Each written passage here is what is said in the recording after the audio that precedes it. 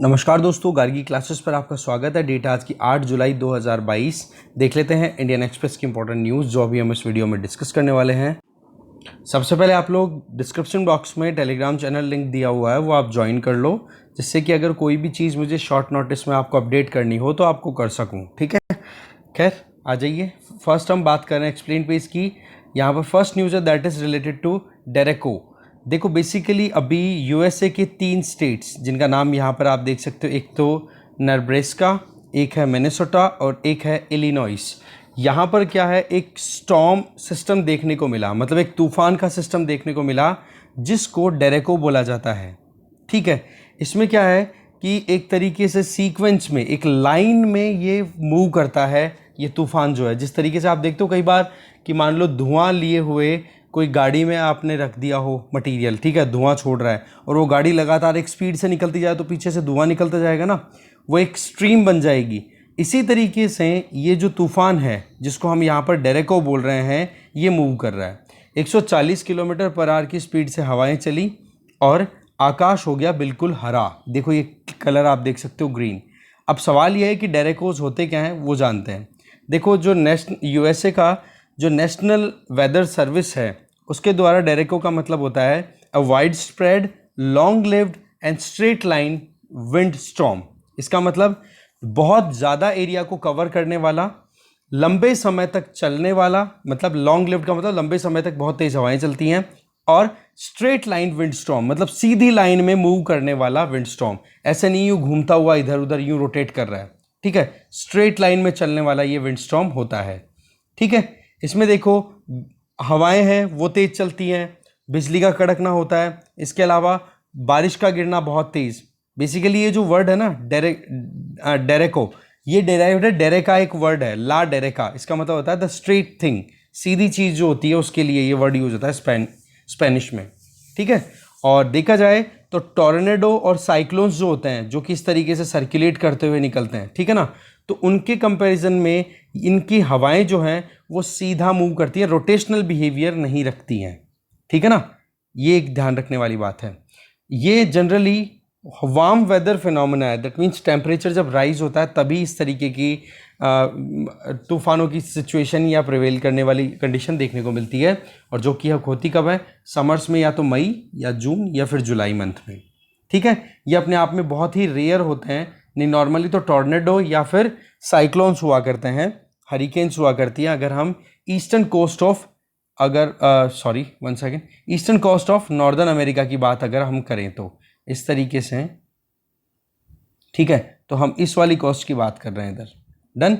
अब आगे देखो, इसमें इसके लिए किसी भी मतलब विंड सिस्टम को हम डेरेको कैसे क्लासिफाई करेंगे, तो इसके पीछे एक कैटेगराइजेशन है कि हवाओं की स्पीड 93 किलोमीटर पर आवर से ज़्यादा होनी चाहिए, पहली चीज़।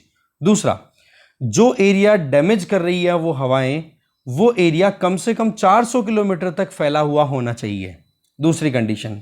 तीसरी कंडीशन कि जो हवाओं की स्पीड है जो कि डैमेज क्रिएट कर रही हैं, उन हवाओं के बीच में टाइम गैप 3 घंटे से ज़्यादा नहीं होना चाहिए।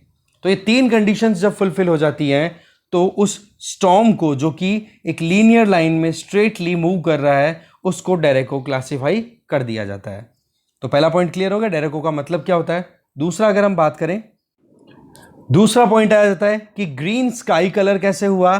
देखो वाटर ड्रॉपलेट्स बहुत हैवी साइज की हो जाती है ना, बड़ी वाटर ड्रॉपलेट होती है जब बारिश गिरती है तब उस टाइम पे, तो उस टाइम पे केवल ब्लू कलर है ना, उसी को वो डाइवर्ट नहीं कर पाती, बाकी सारे कलर्स को डाइवर्ट कर देती है।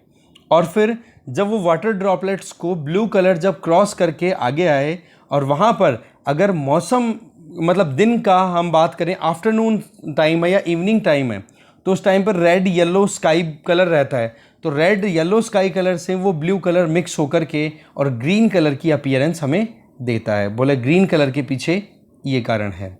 अमेरिकन स्टॉर्म्स की बात करें तो ईस्टर्न कोस्ट की तरफ ज़्यादा और सेंट्रल और ईस्टर्न कोस्ट की तरफ ज़्यादातर देखने को मिलता है। अगर यूएस की हम बात करें, जैसे कि अभी देखा हमने कि किस तरीके से लोकेशन कौन सी है जहाँ पर मेजरली इस वाले एरिया में आपको ज़्यादातर, या फिर यहाँ पर आपको ज़्यादातर देखने को मिलेंगे ये जो इवेंट्स हैं। ठीक है, टॉर्नेडो के या फिर साइक्लोनिक इवेंट जो हो रहे हैं वो। ओके, इसके अलावा ये जो डेरेको है ना, इनको 3 क्लास में हम डिवाइड कर सकते हैं। एक तो प्रोग्रेसिव, एक सीरियल और एक हाइब्रिड। प्रोग्रेसिव में तो क्या होता है, शॉर्ट लाइन होती है थंडरस्टॉर्म की, that means long distance cover नहीं होती है, ठीक है, और कवरेज का हंड्रेड्स ऑफ माइल्स होते हैं। ओके, और पाथ जो है वो नैरो होता है, ज़्यादा चौड़ा नहीं होता, ठीक है, और मेनली ये समर्स के टाइम पे देखने को मिलता है।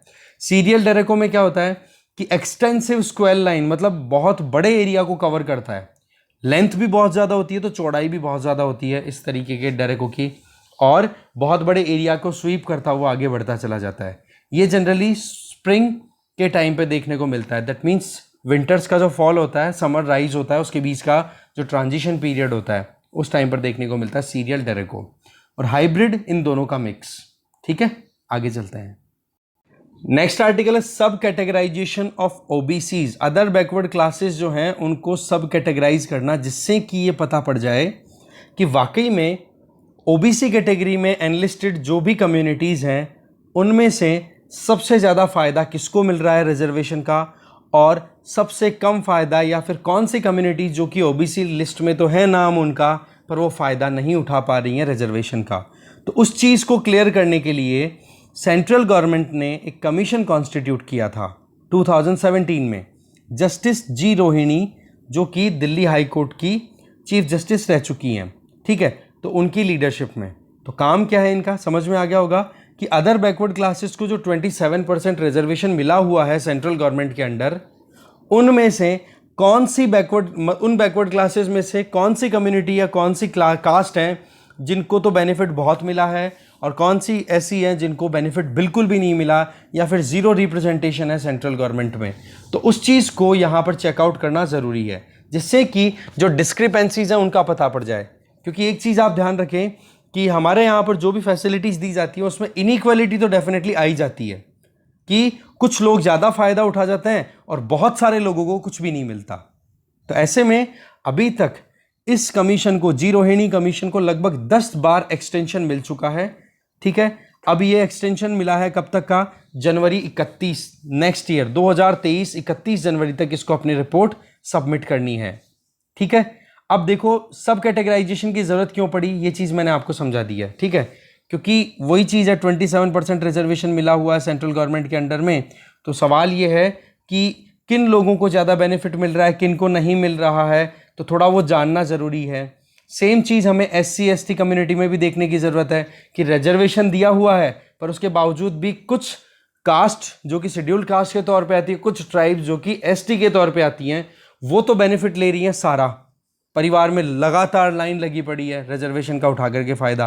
पर दूसरी तरफ देखा जाए तो ऐसे सेक्शंस हैं जिन्होंने आज तक भी गवर्नमेंट जॉब की तरफ नज़र तक उठा के नहीं देखी हैं। तो वो जो सब कैटेगराइजेशन है उससे क्या होगा, ये इनइक्वालिटीज़ को करेक्ट करना पॉसिबल हो पाएगा। वैसे अगर देखा जाए तो सेंट्रल गवर्नमेंट सेंट्रल लिस्ट जो है ओबीसीज़ की, उसमें लगभग 2600 कम्युनिटीज़ को एनरोल किया हुआ है, ठीक है, पर वही है इक्विटेबल डिस्ट्रीब्यूशन प्रॉपर नहीं है। इसलिए 2 अक्टूबर 2017 को रोहिणी कमीशन कॉन्स्टिट्यूट किया गया था रिव्यू करने के लिए कि पता तो पड़े कि सच्चाई क्या है। अब देखो ये कमीशन जो है वो अपनी रिकमेंडेशन देगा 4 पॉइंट्स को ध्यान में रखते हुए। शुरुआत में जब कमीशन कॉन्स्टिट्यूट हुआ था तब केवल टर्म्स ऑफ रेफरेंस केवल 3 ही दी गई थी, फिर बाद में एक और ऐड कर दी। तो शुरुआत में जो 3 टर्म्स ऑफ रेफरेंस दी गई थी वो देखते हैं। सबसे पहले ये एग्जामिन करना है कि इनइक्विटेबल डिस्ट्रीब्यूशन कितना है, इसका मतलब कितनी कम्युनिटी या कास्ट को बेनिफिट मिल रहा है ज़्यादा और किन को कम मिल रहा है जो कि सेंट्रल लिस्ट के अंडर है, तो वो चीज़ देखी जाए। दूसरी, उनको हम क्लासिफाई करें सब कैटेगराइजेशन के लिए कि भाई इनको बेनिफिट मिल चुका है तो अब इनके लिए रिजर्वेशन कम, और जिनको बेनिफिट नहीं मिला उनके लिए रिजर्वेशन ज़्यादा। तो ऐसे क्लासिफिकेशन के लिए मैकेनिज्म, क्राइटेरिया, नॉर्म्स, पैरामीटर ये भी सजेस्ट करेगा ये कमीशन जब स्टडी अपनी कंप्लीट कर लेगा ये कमीशन। तीसरा टर्म्स ऑफ रेफरेंस क्या दिया है कि आइडेंटिफाई करना है रेस्पेक्टिव कास्ट और कम्युनिटी को कि हाँ भाई कौन बेनिफिट ज़्यादा उठा रहा है, कौन कम उठा रहा है। तो ऐसे में उनको क्लासिफाई करके भी ये कमीशन ही देगा, मतलब किस बेसिस पर और किस बेसिस पर क्लासिफिकेशन होगा ये भी बताएगा और क्लासिफिकेशन करके भी देगा। इस तरीके से ये टर्म्स ऑफ रेफरेंस 3 दी थी। फिर फोर्थ टर्म ऑफ रेफरेंस जो है वो 22 जनवरी 2020 को ऐड कर दी गई, जिसमें ये था कि क्या करेक्टिव या क्या करेक्शन करने की ज़रूरत है कहीं पे। अगर मान लो जैसे सेंट्रल गवर्नमेंट के अंडर में, सेंट्रल गवर्नमेंट के पास में सेंट्रल लिस्ट जो है ओबीसी की, उसमें कुछ कास्ट के जो नेम है वो रिपीट हो रहे हैं या किसी की क्लैरिटी नहीं आ रही है कि किस कास्ट को एड्रेस करने की बात की जा रही है, या फिर कहीं पर एरर है, तो उन चीज़ों को करेक्ट करने की बात भी यहाँ पर रिकमेंड कर दी जाएगी इस रोहिणी कमीशन के द्वारा, जिससे कि लिस्ट को भी करेक्ट करना पॉसिबल हो सके। तो ये 4 टर्म्स ऑफ रेफरेंसेस बताई गई है जिन पे ये कमीशन 2023 दिसंबर से पहले रिकमेंडेशन अपनी देगा। अब देखने वाली बात, अभी तक तो 10 बार एक्सटेंशन मिल चुका है इस कमीशन को, बाकी कब तक ये रिकमेंडेशन फाइनल तैयार होती है वो टाइम बताएगा।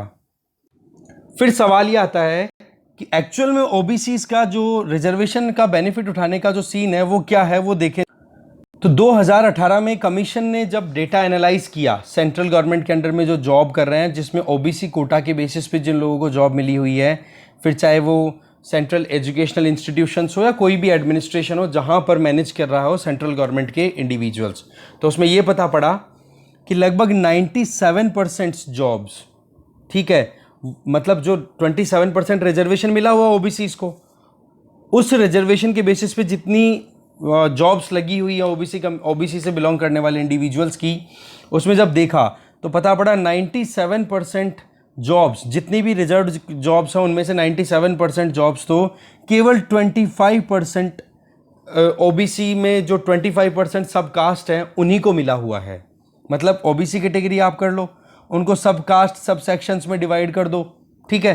फिर आपने एनालाइज किया कि हाँ भाई कौन सी कास्ट है, कौन सी कैटेगरी है, कौन सी कम्युनिटी है।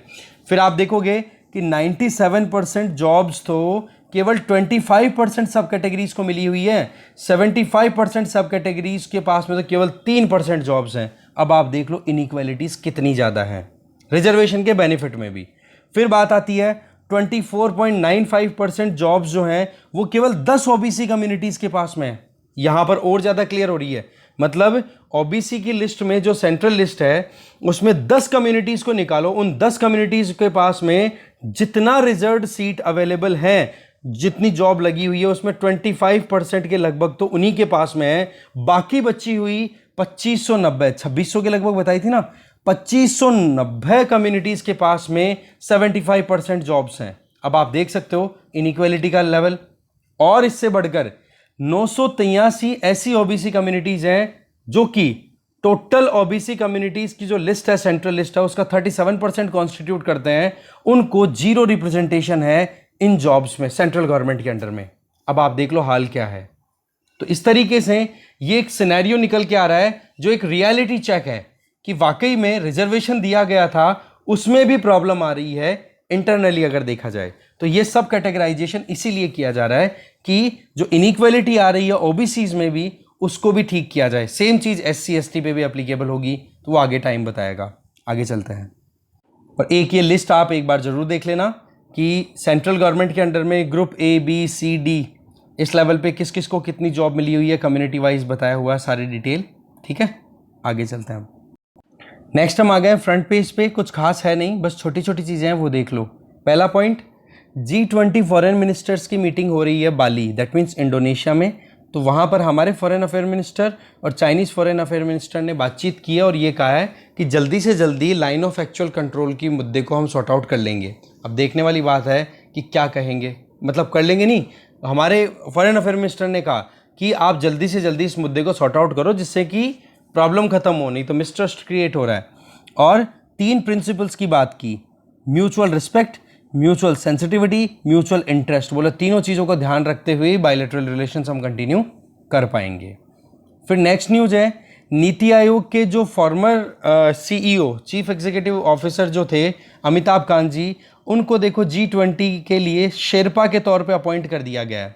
देखो अभी दिसंबर 2022 से लेकर नवंबर 2023 तक ये जो G20 की प्रेसिडेंटशिप है वो किसके हाथ में है, वो इंडिया के हाथ में है।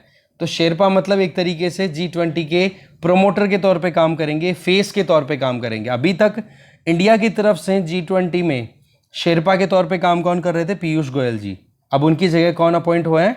नीति आयोग के farmer CEO Amitabh Kant. Done, आगे चलते हैं। वैसे देखा जाए तो G20 और संघाई कॉरपोरेशन ऑर्गेनाइजेशन दोनों की चेयर जो है वो इंडिया के हाथ आ रही है 1 साल के लिए कमिंग डेज में। तो आप इसके चलते हैं, एक तो संघाई कॉरपोरेशन ऑर्गेनाइजेशन और G20, इसके बारे में यूपीएससी पॉइंट ऑफ व्यू से एक बार जरूर पढ़ लेना। इकोनॉमी पेज पे अगर नज़र डालें तो कल हमने न्यूज़ देखी थी कि आरबीआई ने जिस तरीके से फॉरेन एक्सचेंज को रिटेन करने के लिए या फॉरेन एक्सचेंज को अट्रैक्ट करने के लिए जो नॉर्म्स को इजी किया है, उसका बोला बेनिफिट डेफिनेटली हमें मिलेगा, जिससे कि जो एनआरई अकाउंट्स हैं, ठीक है, जो नॉन रेजिडेंट अकाउंट होल्डर हैं हमारे यहाँ पे, जो कि अकाउंट में अपना फॉरेन एक्सचेंज या फॉरेन करेंसीज को डिपॉजिट करते हैं हमारे यहाँ के लोकल बैंक्स में, तो वो लोग वो रिटेन करके रखेंगे। इससे बेनिफिट ये होगा कि डॉलर का आउटफ्लो और कम हो पाएगा। जितना डॉलर का आउटफ्लो कम होगा उतना ही रुपी और हमारा मार्केट स्टेबलाइज हो पाएगा। ठीक है, तो ये एक पॉइंट आ जाता है। एक टास्क और है, रीजनल रूरल बैंक्स के बारे में एक बार आप जरूर पढ़ोगे। ठीक है, न्यूज़ तो इतनी इंपॉर्टेंट नहीं है, बट ये रीजनल रूरल बैंक्स अपने आप में इंपॉर्टेंट है, इनके बारे में एक बार आप जरूर पढ़ोगे। वर्ल्ड पेज की बात करें तो नेक्स्ट जनरेशन कैंसर थेरेपी जो है वो तैयार हो रही है। उसमें रिसर्चर्स ने ये क्लेम किया है, पहली चीज़ तो वो थेरेपी का नाम देख लो, यहाँ पर देख लो, ऑन्कोलाइटिक वायरोथेरेपी। इसमें वायरसेस का यूज़ किया जाएगा। इसमें क्या होगा कि ऑन्कोलाइटिक मतलब ट्यूमर, ठीक है, जो गांठ बन जाती है ना ट्यूमर बॉडी में, उसको ट्रीट करने के लिए वायरसेस का यूज़ किया जाएगा। और वो वायरस क्या करेंगे? ऑन्कोलाइटिक वायरस होंगे वो कि कैंसर को, कैंसर सेल्स हैं उनको तो डैमेज कर देंगे, उनको तो ख़त्म कर देंगे, और बाकी आसपास के जो हेल्दी सेल्स हैं, टिश्यूज़ हैं, उनके ऊपर इम्पैक्ट नहीं डालेंगे। नहीं, अभी तक की जो कैंसर ट्रीटमेंट में प्रॉब्लम आती है वो ये कि कैंसर सेल्स को तो बर्न किया ही जाता है, उसके साथ साथ में हेल्दी सेल्स भी डैमेज होती चली जाती है। तो ये जो ऑन्कोलाइटिक वायरोथेरेपी है ये अपने आप में बहुत ही इंपॉर्टेंट है। दूसरी चीज़, कैंसर ट्रीटमेंट में कैंसर ट्यूमर है उसकी सेल्स तो बर्न करनी है, उसके अलावा हमारे जो बॉडी में जो एंटी ट्यूमर इम्यून रिस्पॉन्स है कि गांठ बनने से रोकने के लिए हमारी बॉडी में इम्यून सिस्टम जो काम करता है, उस इम्यून सिस्टम को भी एक्टिवेट कर देगा। इससे क्या होगा कि जो नेचुरल किलर सेल्स हैं, कौन सी, जो ट्यूमर को किल करती हैं, वो भी प्रोड्यूस होती रहेंगी। तो आगे फिर फ्यूचर में कैंसर का रिकरेंस होने का चांसेस भी कम हो जाएंगे। ठीक है जी, एक ये पॉइंट आ गया। एक ये लास्ट है कि WHO ने ये बोला है कि मंकी पॉक्स से रिलेटेड 2 जनों की डेथ हुई है। तो मंकी पॉक्स से रिलेटेड आप एक बार जरूर पढ़ोगे यूपीएससी पॉइंट ऑफ व्यू से। बाकी मैं लिंक डिस्क्रिप्शन बॉक्स में डाल रहा हूँ क्योंकि इसमें तो ज़्यादा डिटेल दी हुई नहीं है। मंकी पॉक्स से रिलेटेड हमने पहले डिस्कशन किया हुआ है, तो लिंक मैं शेयर कर दूंगा। बाकी आप UPSC point of view search करो, नोट मेकिंग करो, बीमारियों पे क्वेश्चन आते हैं आजकल बहुत सारे। तो इस डिस्कशन में इतना ही था। Thank you very much for watching this video.